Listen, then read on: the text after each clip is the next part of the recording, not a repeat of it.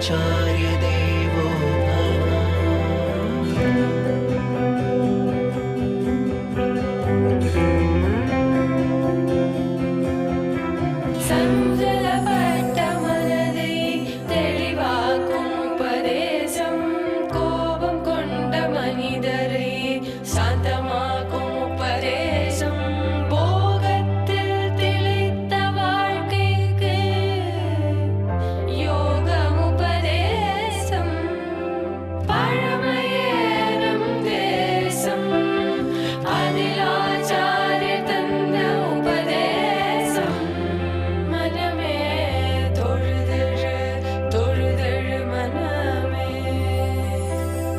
मातृदेवो भव पितृदेवो भव आचार्य देवो भव.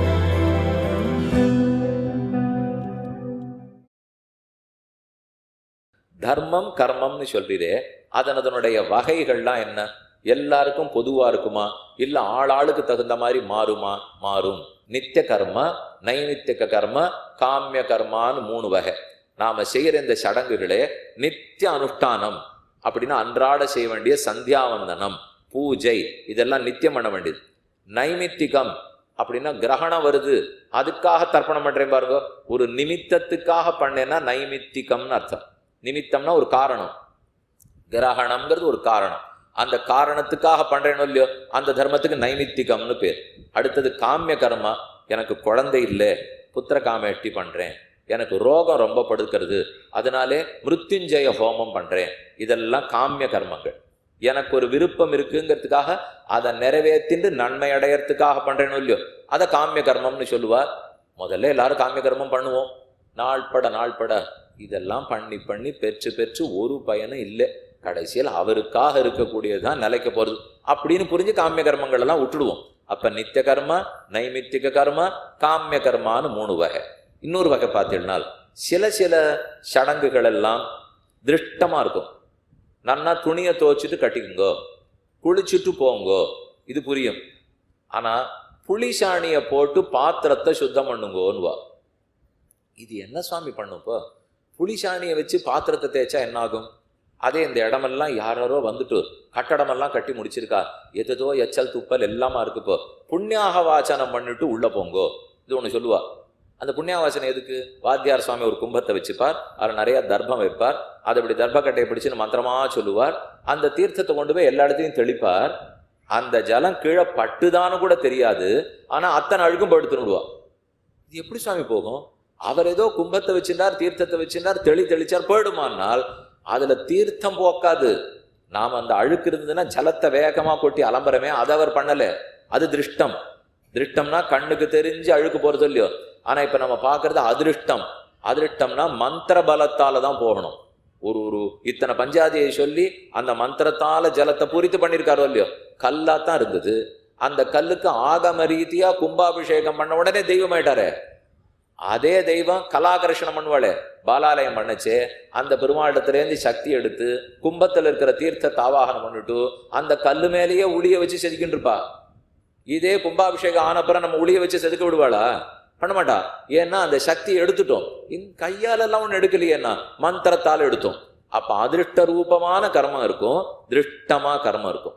அதிருஷ்டம் சொன்னா கண்ணுக்கு தெரியாது, திருஷ்டம்னா தெரியும். புளிசாணி போட்டு அலம்புறதுங்கிறது இந்த ஆச்சாரம் சித்த பண்றது ரொம்ப முக்கியம். இன்னைக்கு எங்க போய் சாணி எடுக்கிறது? பால் எங்கேருந்து வருதுன்னு தெரியல, பால் வரதே தெரியலன்னா சாணி எங்கேருந்தானே தெரிய போறது. அப்போ இது இன்னொன்று வச்சிருக்கா, எங்கெங்கயோ போனேன் ஏதோ ஆச்சார குறவெல்லாம் நடந்து போச்சுனால் பஞ்சகவ்யம் சாப்பிடணும்னு வச்சிருக்கா. ஆச்சாரியனுடைய ஸ்ரீபாத தீர்த்தம் சாப்பிடணும்னு வச்சிருக்கா. ஆச்சாரியன் நம்ம ஆச்சாரியனாரோ அவருடைய திருவடிகளை அலம்பி அந்த தீர்த்தத்தை சாப்பிட்றது. நம்ம பிள்ளையா இருந்தா என்ன கேட்க, என்னது கால் அலம்பி தீர்த்தத்தை சாப்பிட்றதா? வெறும் அழுக்கு காலம்லாம் இருக்கும். இப்போ அது போய் இது ஒன்றும் சுத்தம் சுகாதாரமே தெரியலையே. 10ஆம் வயசுல கேணும் எல்லாம் எங்கள் ஆச்சாரியன் கால் அலம்பிட்டு தான் வந்திருக்கார், ஒன்றும் கரைச்சல் இல்லை, சுத்தமாக தான் இருக்க ஒரு கால். இப்போ அந்த கால் அலம்பி தீர்த்தத்தை எடுத்துட்டால், அவர் சாப்பிட்ட மிச்சத்தை சாப்பிட்டால், அவர் பாததூளிய தலையில தரித்தால் தெரியாம கண்ணுக்கு புரியாத சுத்தி எனக்கு ஏற்படுறதுன்னு சொல்றது. அதனால அதிருஷ்ட ரூபமான சுத்தி, திருஷ்ட ரூபமான சுத்தி. நன்னா ஜலத்தை கொட்டி அலம்புறோம்னா திருஷ்டம் தெரியும், ஆனா அப்படி இப்ப நான் சொல்லினதெல்லாம் பஞ்சகவ்யம் சாப்பிட்றதோ, ஸ்ரீபா தீர்த்தம் சாப்பிட்றதோ, சாப்பிட்ட மிச்சத்தை சாப்பிட்றதோ, புளிசாணி போட்டு அலம்புறதோ அதிருஷ்டம். ஆனா அந்த அதிருஷ்டத்தும் போது மந்திரம் நிறைய இருக்கும், இருந்தா தான் அது அதுக்கு வேலையை செய்யும், அப்பதான் அது சக்தி பெறும். இன்னொரு விதம் பாருங்க, அப்ப திருஷ்டம் அதிருஷ்டம்னு பார்த்தோமா, சில கர்மங்கள் எல்லாம் அங்கமா இருக்கும். நான் மேற்கொண்டு ஏதானு பண்ண யாகம் பண்ணணும்னு வச்சுக்கோ, அதுக்கு பூணல் மாத்திண்டியான்வா, பூணல் மாத்திக்கணும்னா குளிச்சுட்டு வந்தியான்வா. அப்ப குளிக்கிறது ஒரு தகுதியை கொடுக்கறது, பூணல் மாத்திக்கிறது ஒரு தகுதியை கொடுக்கறது. இந்த புரோக்ஷதி விரீகி தன், அதாவது நெல்லை எடுத்து அதை புரோக்ஷிச்சுட்டு அதை எடுத்து புரோடாசம் பண்ணு, அது ஒரு தகுதியை கொடுக்கறது. நிறைய சம்ஸ்காரம், நிறைய வேலை சம்ஸ்காரமா இருக்கும். நம்ம பழத்தை வாங்கிட்டு பெருமாட்டை எடுத்துன்னு போய் அர்ச்சகர்கிட்ட கொடுக்குறோம், அவர் நேரம் சமர்ப்பிக்க மாட்டார். புஷ்பத்தை கொண்டு போய் கொடுக்குறச்சே நேரம் சாத்திர மாட்டார். உடனே அப்படி ஜலத்தை எடுத்து ஒரு தெளிப்பார், தெளிச்சுட்டு பெருமாள் கொடுக்குறாரு இல்லையோ. இவர் என்ன பண்ணார், இப்போ நானே எல்லாம் பழத்தை அலம்பித்தான் எடுத்துன்னு வந்திருக்கேன், இவர் என்னமோ மனக்கட்டு ஜலத்தை எடுத்தா தெளிக்கிறார் என்னால், அதுக்கு ஒரு மந்திரம் வச்சிருக்கார். அந்த மந்திரத்தை சொல்லிட்டு தீர்த்தத்தை தெளித்தால் எங்கெங்கயோ எப்படியோ அந்த பொருள் வந்திருக்கலாமோ இல்லையோ, அதுக்கு சுத்தி. அதே போல நம்ம தலையிலையும் தெளிப்பாடு இல்லையோ. பெரியோர்கள் பண்ணா புரோக்ஷிக்கிறா பாருங்க, அவ கும்பாபிஷேகம்லாம் நடக்கிறச்சு மேலேந்து ஜலத்தை புரோக்ஷிப்பாடும் இல்லையோ, சம்பரோக்ஷன் ஆயிடும், குடத்தை தீர்த்தம் சேர்த்துருவா, எல்லா ஜனங்களும் காத்துட்டு இருப்பா, மேலே அந்த அர்ச்சகர் தெளிப்பார். நம்ம தலையை முட்டிண்டு ஒரு சொட்டு நம்ம தலையில விழுந்துடணும்னு பார்ப்போம். சரி, விழுந்துடுத்து, என்னாச்சு இப்போ மாறிப்பட்டிடலாம்னால் அந்த சொட்டு நமக்கு புனிதத்தன்மை ஏற்படுத்தும்னு நம்புறோம். ஏனெனில் அது அதிருஷ்ட ரூபமானதாச்சே. அப்ப திருஷ்ட ரூபம் அதிருஷ்ட ரூபம்னு ரெண்டு வகை, நித்திய நைமித்திக காமியம்னு வகை. சம்ஸ்கார ரூபம், புரோக்ஷிக்கிறது சம்ஸ்காரம். ஒரு தகுதி இல்லாத ஒரு பொருளை தகுதி உடையறதா ஆக்கினால் அதுக்கு தான் சம்ஸ்காரம்னு பேர். நம்ம பண்ற பலதும் அப்படித்தான். நீராடுறது சம்ஸ்காரம், புனித நீராடுறது சம்ஸ்காரம், நித்தியப்படி நாம போயிட்டு தௌத்தமா வஸ்திரம் சமர்ப்பிச்சுக்கிறது சம்ஸ்காரம். தகுதி இல்லாத ஒன்றை தகுதி உடையதாக ஆக்குவதற்காக சம்ஸ்காரம்னு பண்ணிக்கிறோம். அந்த சம்ஸ்காரம் தான் ஒரு மனுஷனுக்கு 16 சம்ஸ்காரங்கள். நம்ம பிறந்த நிலையிலிருந்து கர்ப்பாதானமா, சீமந்தோன்னயனமா, பும்சவனமா, ஜாத கர்மமா, சவுளமா, எது இப்போ வெளியில நிஷ்கிரமணமா, அன்னப்பிராசனமா, வித்யாரம்பமா, சவுளமா, மேற்கொண்டு இவனுக்கு சமாபன ஹோபமா, அதுக்கப்புறம் விவாகமா, அந்தியஷ்டி அபரக்கிரியைகளா, இதெல்லாம் நமக்கு சொல்லப்பட்ட கிரியைகள். 16 சம்ஸ்காரங்கள் ஒத்தத்தினுடைய வாழ்க்கையில இருக்கு. ஒரு ஆண் பெண் கல்யாணமாகி கர்ப்பத்தை கொடுத்ததுலேருந்து ஆரம்பிச்சு இவனுக்கு பிராணன் போய் சிதைக்கி வச்சு 12ஆம் நாள் சபிண்டீகரணம் பண்ண முடியும், இவனை கொண்டு போய் அந்த பித்திருக்களோட சேர்த்துடுறா. அது வரைக்கும் இவனுடைய வாழ்நாளுக்குள்ள 16 விதமான சம்ஸ்காரங்கள். இதைத்தான் ஷோடச சம்ஸ்காரம்னு சொல்லுவா. அது ஒத்தத்தினுடைய வாழ்க்கையில நடக்கிறது. அந்தந்த சடங்கு பண்ணாதான் அடுத்த நிலைக்கு போறதுக்கே இவனுக்கு தகுதி. இப்படி இருக்கான்னா இங்கே அத்தியனம் பண்ணணுமா, வேதாத்தியனம் பண்ணணும்னா பிரம்மோபதேசம் உபநயனம் ஆனாத்தான் வேதாத்தியனம். இதை பண்ணிக்காம வேதாத்தியனம் பண்ண முடியாது. அப்ப அதை பண்ணிக்கணுமா, அன்னைக்கு கார்த்தால பண்ண வேண்டிய சடங்குகள்லாம் பண்ணிருக்கணும். கார்த்தால விரதம் பண்ணியிருந்தா தான் திருமங்கலி தாரணத்துக்கு வர முடியும். திருமங்கலி தாரணம் ஆயிருந்தா தான் அடுத்து கிரக பிரவேசத்துக்கு போக முடியும். அப்ப ஒன்னொன்னு அடுத்தடுத்த நிலைக்கு தகுதி கொடுக்கறது, அங்கமா இருக்கும், சம்ஸ்காரமா இருக்கும், அதிகாரம் கொடுப்பதாக இருக்கும், இப்படியும் காணப்படுறது. அப்ப நாம ஒரு கர்மம்னு பண்றோம்னால் அத்தை பூர்வ அபரான்னு பிரிக்கலாம். நாம பண்ற கர்மம் தேவதைகளை குறித்து இருக்கலாம், இல்ல சமூகத்தை சமுதாயத்தை குறிச்சு இருக்கலாம், இல்ல பித்திருக்களை குறிச்சு இருக்கலாம். அபர காரியங்கள்லாம் பித்திருக்களை குறித்து, அதே யாகம் யஜ்யம் ஹோமம் எல்லாம் தேவதைகளை குறித்து இருக்கவே இருக்கு. குளம் வெட்டுறேன், கோவில் கட்டுறேன், சமுதாயத்தை குறித்து. அப்ப சமுதாயத்தை குறித்த தர்மங்கள், பித்திருக்களை குறித்த தர்மங்கள், அதே தேவதைகளை குறித்த தர்மங்கள்னு பிரிச்சு வச்சுக்கணும். அன்றாடம் இருக்கிற வாழ்க்கையில எத்தத்தை பண்ணலான்னு சொல்றேன், எல்லாம் நீங்க பண்ணிட்டு இருக்கிறது. ஆனா என்ன நினைவோட எப்படி பண்ணணும்னு மட்டும் பார்ப்போம். இப்போ கார்த்தால் எழுந்து ஸ்நானம், அதுவே முக்கியமான சடங்கு. இப்போ ஸ்நானம் பண்ண போகிறச்சே நாம குளிக்கிற இடத்துலயே குளிங்க. நான் இப்ப எல்லாரும் போய் நதி தீர்த்தத்துலதான் ஸ்நானம் ஆடணும்னா அது நதியே இல்லை. ஆனால் ஸ்நானம் பண்ணச்சே நம்ம எந்த வாளியில ஜலம் பிடிச்சு வச்சிருக்கோமோ, இதுதான் கங்கா, இது யமுனா, இது கிருஷ்ணா, இது காவேரி அப்படிங்கிற நினைவோட ஸ்நானம் பண்ணணும்.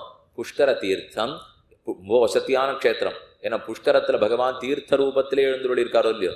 குருக்ஷேத்திர பிரம்மசரோவரம்னு இருக்கு, அதெல்லாம் பஞ்ச தீர்த்தத்துல ரொம்ப முக்கியமான தீர்த்தம். அந்த தீர்த்தத்துல நீராடுறேங்கிற நனவோட நீராட வேண்டும். தலை அமிழ்ந்து ஸ்நானம் பண்றது தான் இருக்கிறதுலே உயர்ந்தது. வசத்தியான ஸ்நானம்னால் அகமர்ஷண ஸ்நானம்னு சொல்லுவா. அப்படின்னா ஜலத்துக்குள்ள நம்ம போகணும், முதுகு நனையணும், தலை நனையணும்.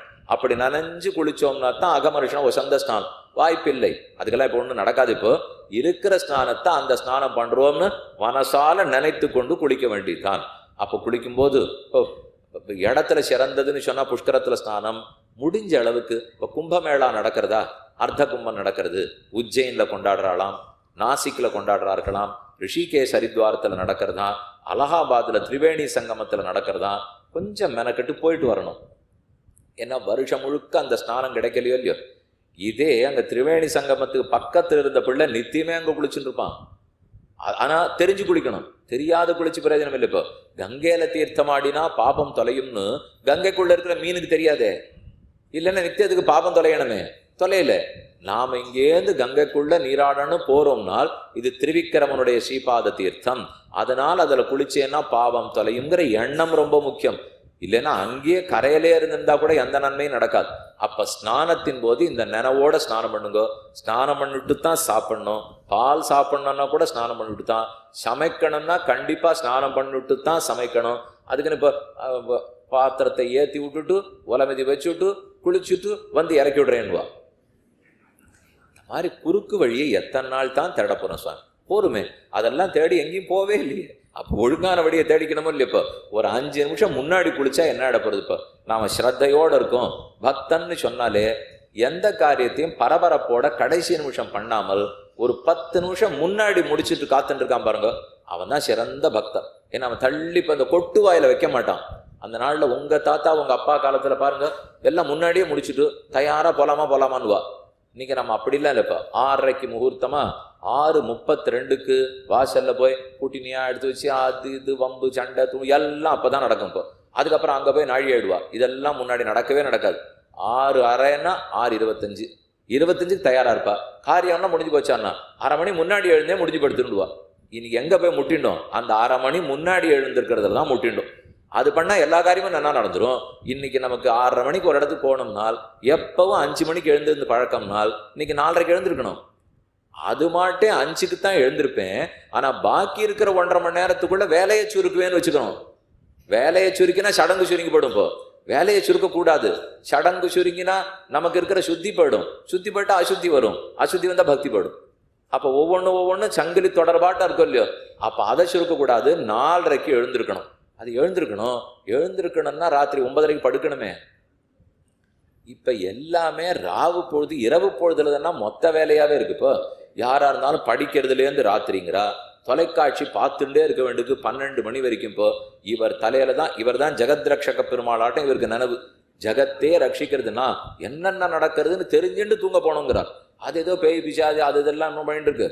அதெல்லாத்தையும் பார்த்து தூங்க போனா ராத்திரி கனவுலையும் அதுதான் வரும். இப்போ வந்துட்டு மறுநாள் காலத்தால வைத்தியர்கிட்ட போய் கனவுல பேயா வருது என்னால் வரத்தான் வரும். இப்போ அதுக்குன்னு அந்த நாடகமா பார்த்துட்டு படுத்துட்டா அப்படித்தான் வரும். அதனால கொஞ்சம் சீக்கிரம் படுத்துக்கணும். கார்த்தால சீக்கிரம் எழுந்துக்கணும்னா சீக்கிரம் தான் படுத்துக்கணும். சீக்கிரம் படுத்துக்கணும் முடியும். அப்ப சீக்கிரம் தான் சாப்பிடணும். ஏன்னா 9:30க்கு படுத்துக்க போனோம்னா 7:30 8க்குள்ள சாப்பிட்டா தான் படுத்துக்க போக முடியும். 9:15க்கு சாப்பிட்டுட்டு படுத்துக்க போனோம்னா ஆரோக்கிய கேடு. அதுவும் தப்பு. யோகம் சித்திக்காது, சாதனம் சித்திக்காது, ஒன்றும் சித்திக்காது. அப்ப எல்லாமே இந்த கால நிர்ணயத்தின் படி இருக்கு. நம்ம இஷ்டத்துக்கு எதோ வேலையில காலத்தை செலவழிக்க கூடாது. பெரியோர்கள் இடத்துல நம்ம பார்த்து தெரிஞ்சின்றது, எழுந்திருந்தா நேர பல் தேய்க்கிற இடத்துக்கு போவா, தேய்ச்சிட்டா நேர குளிக்கிற இடத்துக்கு போவா, குளிச்சுட்டா நேர அடுக்கலைக்கு போடுவா, முடிச்சுட்டா வந்து உட்காந்துருவா. இப்படித்தானே பார்த்துருக்கோம். ஆனா நமக்கு எழுந்த உடனே செய்தித்தாள் படிக்கிறதுக்கு 1/2 மணி ஆகும். அப்புறம் கைபேசியில கூட்டு யார் யார் என்னென்ன பண்ணிருக்காங்கிறதுக்கு அடுத்ததாகும். இந்த ஒவ்வொன்றுத்துக்கு நடுவுல நேரம் பிடிச்சா கடைசியில் நம்ம நேரத்துக்கு முடிக்க முடிய மாட்டேங்கிறது. கார்த்தால் எழுந்தமோ இல்லையோ பண்ணி சாப்பிட்டுட்டு அப்புறம் என்ன வேணா பண்ணுங்களேன்னால் அதுதான் கை வரவே மாட்டேங்கிறது. எழுந்ததுலேருந்து குறுக்க ஏதோ வருதே தவிர அடுத்தடுத்து ஏன் அந்த மற்றதுக்கு இதுக்கு நடுவில் முக்கியத்துவம் கொடுத்துட்டோம். ஆனா அவ அதை கொடுக்கவே மாட்டா. ஒருத்தன் வைதிக ஸ்ரத்தையோட வரணும்னா இதுக்கு தான் முக்கியத்துவம் கொடுக்கணுமே தவிர மற்றதுனால ஒன்றும் லாபம் இல்லையா எனக்கு. இப்போ நடுவில் செய்தித்தாள் அப்புறம் படிச்சாருன்னா முன்னாடி படிச்சாங்க ஒன்றும் இல்லை. இப்போ அந்த செய்தித்தாளில் இருக்கிறவரே அதை அப்புறம் தான் படிச்சு தெரிஞ்சுக்க போறாரு. அப்படி இருக்கிறச்சே நான் முன்னாடி படிச்சு என்ன லாபம் இருக்குன்னு சொல்லி இப்போ அப்படிங்கிற எண்ணம் நமக்கு வந்ததுன்னா சரியா படும். அப்ப ஸ்நானம், அடுத்தது தௌத்தமான ஆடை அணிதல். முடிஞ்சா கொடியில உணர்த்தி அதை எடுத்து ஒரு நாளைக்கு ஒரு வேளையாவது ஆணோ பெண்ணோ கட்டிண்டு ஆச்சார வஸ்திரத்தோட பண்ணணும். அது எங்கோ வச்சிருக்கிற விழுப்போட எடுத்து பெருமாளுக்கு பண்றதுக்கு போகக்கூடாது. இது கொஞ்சம் சிரமமா இருக்கலாம். ஆனா பண்ணி பார்த்தீங்கன்னா தான் எவ்வளவு மாறுதல் வருதுங்கிறது புரியும். அடுத்தது யாரும் அவரவர்கள் மத சின்னத்தை நெத்தியில இட்டு கொண்டு இருக்க வேண்டும். அது விபூதி போட்டுக்கிறவா விபூதி, திருமண் இட்டுக்கிறவா திருமண், எது உண்டோ குங்குமம் பொட்டு ஸ்ரீசூர்ணம் அவரவர்கள் நெத்திக்கிட்டு இருக்கணும். நித்திய அனுஷ்டானம், நித்திய அனுசந்தானம். திருப்பாவை சொன்னமா, திருப்பள்ளி எழுச்சி சொன்னமா, திருப்பல்லாண்டு சொன்னமா, சொல்ல வேண்டிய ஸ்லோகங்களை நித்தியப்படி சொல்லுதல் ஆச்சாரம். அனுசந்தானம் ஆராதனம், பகவானுக்கு ஒரு 15 நிமிஷமாவது தினப்படி பூஜை செய்ய வேண்டும். இதெல்லாம் நித்தியப்படியே நாம செய்ய வேண்டிய சடங்கு. அடுத்தது பித்ருக்காரியம், அமாவாசை தர்ப்பணம், மாசப்பிரவேச தர்ப்பணம், உத்தராயண தட்சிணாயன தர்ப்பணம், கிரகண புண்ணிய காலத்து தர்ப்பணம், வருஷத்து ஸ்ராத்தம், வாழ்நாள்ல ஒரு தரையாவது கயா ஸ்ராத்தம். இது வரைக்கும் பித்ருக்காரியம் பண்ணிவிட்டுனா போருமா? நீ சொன்னது பட்டியலானா இருக்கு. ஆனா என்ன பண்றது, என்ன பெத்தாரே இத்தனை பேர் நான் இருக்கணுங்கிறதுக்கு எவ்வளவு பாடுவா பட்டிருக்கா. அப்ப அவர்களுக்குரியத்தை நான் செலுத்தித்தானே திருநப்போ. அமாவாசை அன்னைக்கு திதி ஸ்ராத்தம், அமாவாசை ஸ்ராத்தம் பண்ணி விடுறது. கிரகணத்தும் போது மொத்த விழுப்பு துணிமணி எல்லாத்தையும் முதல்ல நினைக்கணும். கிரகணத்துல அப்படியே உள்ளோட எல்லா தீட்டையும் கலந்துடுறோம். கிரகணம் ஆடுத்துன்னா ஒரு பீடை ஒழிந்ததுன்னு அர்த்தம். அப்படின்னா அதுக்கு தகுந்த எல்லாத்தையும் அலம்பணும், பெருமாளுக்கு ஆராதனை பண்ணணும், அவருக்கு திருமஞ்சனம் பண்ணணும், அப்புறம் தான் சாப்பிட்றதுக்கு போகணும். அது வரைக்கும் கொஞ்சம் இழுத்து தான் பிடிக்கணும். அது அப்பவே சாப்பிட்டா என்னன்னால் எதைத்தான் பண்ணா என்ன, ஒன்றும் இல்லை, இருந்துட்டு இருக்கிறபடியே இருந்துட்டு இருப்போம், அவ்வளவுதான். இப்போ அதை தாண்டணுங்கிற எண்ணம் தான் பண்ணித்தான் தீர வேண்டும். அப்ப பிதிர்காரியம், தர்ப்பணம், ஸ்ராத்தம், ஒரு தடவை அப்பா அம்மா 2 பேரும் பரம் வச்ச பிற்பாடாவது வாழ்க்கையில ஒரு தரம், நித்தியப்படியெல்லாம் சொல்லலை, வருஷா வருஷம் சொல்லலை, கயா ஸ்ராத்தம் பண்ணிட்டு வந்துடணும். அங்க போய் அந்த பிண்ட பிரதானம் கொடுத்தால்தான் பல பித்திருக்கள் தெரிஞ்சு தெரியாம இருக்கிறவா எல்லாருக்கும் பண்ணினதாகும். அடுத்தது எப்ப விரதம் இருக்கணுமோ, நோன்பு இருக்கணுமோ, உபவாசம் இருக்கணுமோ, முக்கியமா ஏகாதசி. பக்ஷந்தோறும் ஏகாதசி அன்னைக்கு உபவாசம் இருக்கணும்னு முடிவு பண்ணிட்டேன் சுவாமி. அன்னைக்கு என்னென்ன சாப்பிடலாம்? கேள்வியே சரியா இல்லையா சுவாமி? உபவாசம் இருக்கணும்னு முடிவு பண்ணேன், என்ன சாப்பிடலாம்னா சாப்பிடக்கூடாதுங்கிறதுக்காகத்தான் பண்ணினே சொல்லிட்டு இருக்கோம். அப்ப விதிவிலக்கே கிடையாதா? உண்டு. வயசானவர்கள், ருகுணர்கள், உடம்பு சரியில்லாதவா, ரொம்ப வயசுல மூத்தவாளா இருந்தால் சாப்பாட்டுக்கு பதில் பலகாரம் சாப்பிட்டுக்கலாம், இல்லை அதுக்கு பதில் பழம் சாப்பிட்டுக்கலாம், இல்லை நீராகாரமா சாப்பிட்டுக்கலாம். குழந்தைகளா இருந்தா நீராகாரம் பழம் சாப்பிட்டுக்கலாம். இதெல்லாம் விதிவிலக்கு கொடுத்துட்டா. முடியலேன்னு சொன்னா சாஸ்திரம் எப்பவுமே ஒத்துக்கும். முடிஞ்சவன் முடியாதவன் பண்றத பண்றேன்னு பிடிக்கூடாது.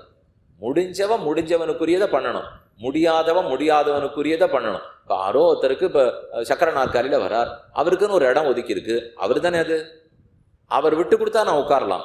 ஆனா சாதாரணமா முடிஞ்சவன் முடியாதவன் இடத்தை எடுத்துக்கவே கூடாது. அது அவர்களுக்கு இருக்கணும் இல்லையோ. அதை போல எனக்கும் ஸ்ராத்தத்துல விதிவிலக்கு சொல்றார். எங்கேயோ ஒரு கப்பல்ல போயிருந்தேன், நடுவில் நின்று போச்சு, கப்பல் ஓடலை, ஒரு தீவில போய் சிக்கினுட்டேன். வாத்தியார் கிடைப்பறா, 3 பிராமணர் கிடைப்பறா, தளி பண்ண முடியுமா? இதுவும் முடியாது. ஆனா அன்னைக்கு எங்க திதி, எங்க அப்பா திதி அன்னைக்கு. அப்ப என்ன பண்ணுவேன்? ஒண்ணுமே கிடைக்கலையென்னால் ஆகாசத்தை நோக்கி கைய வசத்திக்கோ. இப்படி நான் தீவில சிக்கினுட்டேனே, எங்க அப்பாவுக்கு பண்ண முடியாத படுத்து என்ன அபராதம் ஆச்சோ, இப்படி இருக்கேனேன்னு உள்ள முருகி அழு. அந்த அழுக கண்ணீர் கீழே விழுந்ததுனால் ஸ்ராத்தம் பண்ண பலம் கிடைச்சு விடுறதுங்கிற சொல்லியிருக்காளோ இல்லையோ. இதை ஒருத்தன் கேட்டுனா இந்த மாதிரி பண்ணலாம் போல் இருக்குன்னு தெரிஞ்சுக்கிட்டு வீட்டுல என்னைக்கு அப்பாவுக்கு சாத்தம் வந்ததோ கிடுகிடுன்னு மொட்டை மாடிக்கு போனான். எதுக்கு போறாருன்னா, இல்லை ஆகாசத்தை நோக்கி கையை தூக்கி அழணும்னு சொன்னீரேனால் அதையா சொன்னேன். இப்போ என்ன இருந்தா பண்ணணும்னு சொன்னோமோ அன்னைக்கு தான் பண்ணலாமே தவிர அது இல்லாத அன்னைக்கு செய்து சமாளிச்சுறது கூடாது. அதனால கயா ஸ்ராத்தம், ஸ்ராத்தங்கள்லாம் பார்த்தோம். உபவாசம், விரதம், நோன்பு. ஸ்ராத்தம் எப்படும் சாப்பிடாததான் பண்ணணும். ஒரு யஜ்யம் பண்றோம், ஹோமம் பண்றோம்னாலே அதெல்லாம் முடிஞ்ச பிற்பாடு தான் சாப்பிட போகணும். குறைச்சலா சாப்பிட தெம்பா இருக்கு. நிறையா சாப்பிட சோம்பலா இருக்கும். நம்ம மாத்தி நினைச்சிட்டு இருக்கோம், நன்னா சாப்பிட்டா தெம்பா இருப்போம், குறைச்சலா சாப்பிட்டா சோம்பலா இருக்கும். இல்லவே இல்லை. எத்தனைக்கு எத்தனை குறைக்கிறோமோ அத்தனைக்கு எத்தனை தெம்பா இருக்கும், நன்னா இருக்கும், சோர்வு இருக்கும். ஆனா கண்ணை சொக்காது, சோர்வு இருக்குமே தவிர சாப்பிட்டா சரியா போயிடும். ஆனா நன்னா சாப்பிட்டேன்னா புத்தி மெதுவா மந்தமாயிடும். எதையும் சட்டுன்னு பிடிக்காது. என்னமோ கேட்கறச்சே புத்தியில பட்டுட்டு போற மாதிரி இருக்கும், உள்ள இறங்கவே இறங்காது. நல்லா பளிச்சுன்னு தெரிஞ்சுக்கணுமா அப்படின்னா அதுக்கு சத்துவகுணம் வளரணும். சத்துவகுணம் வளரணும்னா ஆகார நியமம் ரொம்ப முக்கியம். ஆகார நியமம்னாலே சாத்விக உணவைத்தான் உட்கொள்ளணும். எங்கெங்கயோ யாராரோ பண்ணி போடுறாளேங்கிறதுக்காக சாப்பிடக்கூடாது. சுவையான உணவு முக்கியமில்லை, ஆச்சாரமான உணவு தான் முக்கியம். அதுவும் பகவானுக்கு நைவேத்தியம் பண்ணப்பட்ட உணவைத்தான் உட்கொள்ளணும் அப்படிங்கிற வரமுறையை நாம வச்சுக்கணும். அடுத்தது எப்பப்ப முடியுமோ யாத்திரைக்கு போகணும். க்ஷேத்ராட்டனம் போய் அங்க பகவானுடைய திருவடி பட்ட இடத்தெல்லாம் சேவிச்சு அங்க இருந்தால் அதுக்கு தனி பலம் இருக்கு. அங்க இருந்து இது கூறத்தாழ்வான்னு ஒரு ஸ்லோகத்துல சொல்றார், நான் இப்ப பிருந்தாவனத்துக்கு போவேன், பிருந்தாவனே ஸ்திரச்சராத்மக கீட்டதூர்வா, எனக்கு பிருந்தாவனம் மம தியஞ்ச சநாதயந்தின்னு சொல்றார். அதாவது இன்னைக்கு பிருந்தாவனத்துக்கு போனால் கண்ணன் இருக்கிறனுக்கு கூட இருந்திருந்தோம்னா அவர் திருவடியை பிடிச்சுன்னு மோட்சம் கேட்டிருப்போம். இன்னைக்கு அவர் இருக்கிற நாள்ல நாம இல்லை. இன்னைக்கு போனீங்கன்னா அவர் தொட்டு வளர்த்த பசுமாட்டினுடைய பேத்தி இருக்கான்.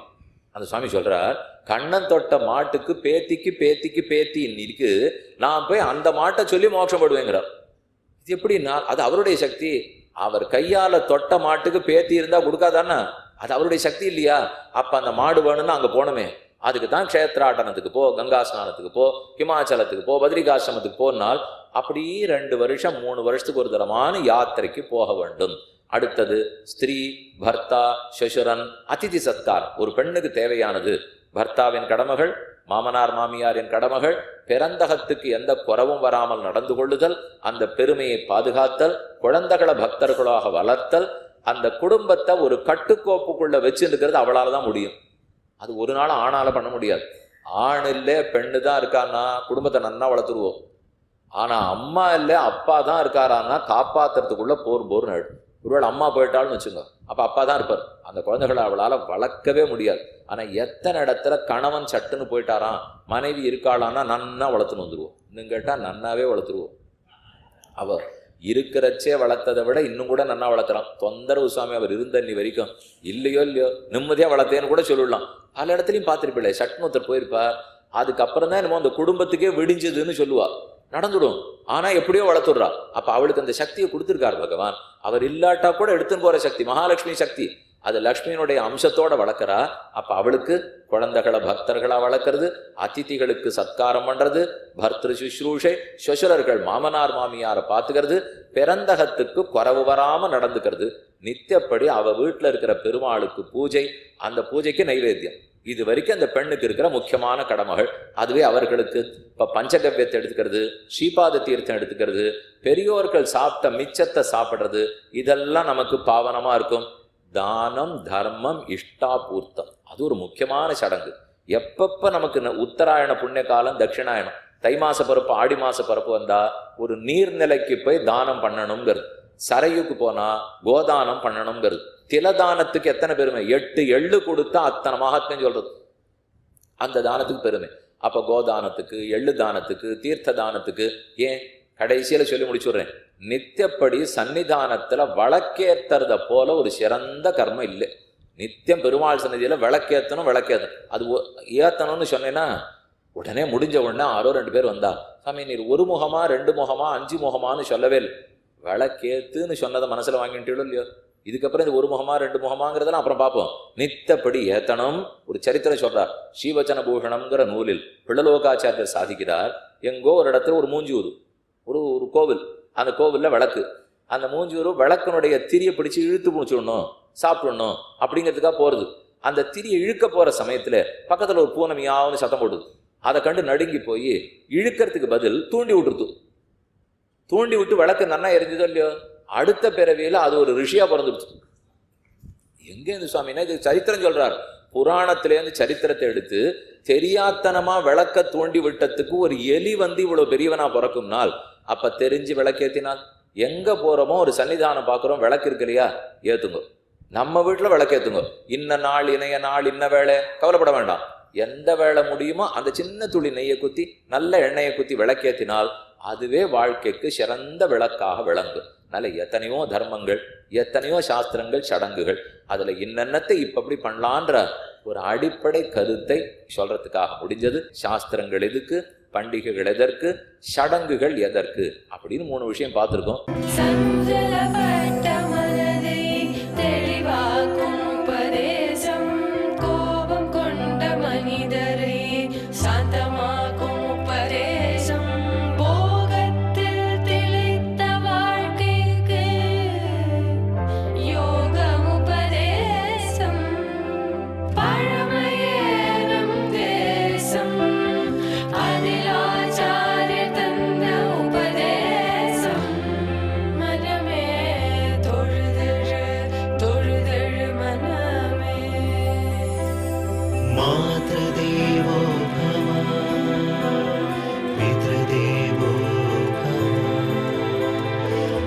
आचार्यदेवो भव।